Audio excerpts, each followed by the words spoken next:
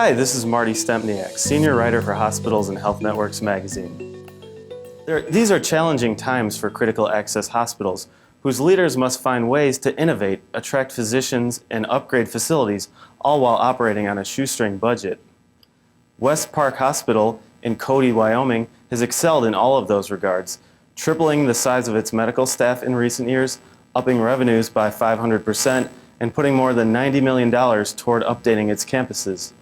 Today, I'm joined by Doug McMillan, the CEO of West Park Hospital District. Doug, thanks for being with me today. Hey, thank you, Marty. Appreciate it. Recruitment has been a challenge that a lot of our rural hospitals are facing. That's something that you've been able to break through with. Could you talk about that and how transparency has helped you to better recruit staff? Recruitment is difficult. In a rural community, it doesn't matter what size community, and it's difficult. You have healthcare professionals today that can go anywhere they want, urban, rural. And so our focus attracting staff to Cody is a couple things. We make it clear to them that we're rural, I guess in some people's minds, remote. And with that, it's important to us that we identify individuals that want to live in a rural community, like the lifestyle that we provide, but also want to work or practice in a rural hospital. So it's important to be very transparent. We tell them like it is. There's no Chamber of Commerce speech that we have people put their faces on to tell them what we want them to believe in. Transparency is important, and so we fortunately have a wonderful community. When we get them to Cody, usually when they see the beautiful area we live in, the community, and then see the excellent organization we have, we're usually pretty effective. And so we've been fortunate, but it's still very difficult.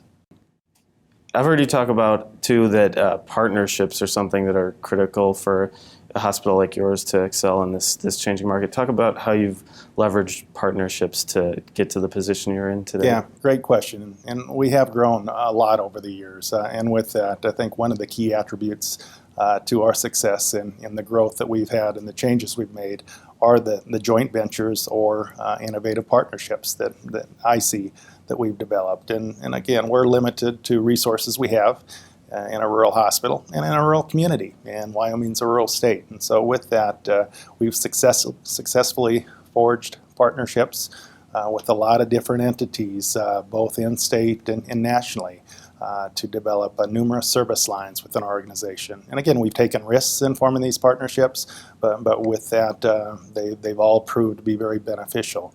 And I guess the key thing to the partnerships is we realize we do not have the knowledge and resources that it takes to provide excellent care or do a great job in all the different areas. And so we reach out and we find those entities that we can establish a good working relationship with to ensure the partnership is beneficial to not only us, the entity we're working with, but most importantly, our patients. And as I mentioned, you've made millions of dollars in investments in your facilities. Could you talk a little about the role planning has had in you being able to make those investments and stay competitive in this market? Beyond the partnerships, planning is probably the other most important success factor that we've had in our community and our organization.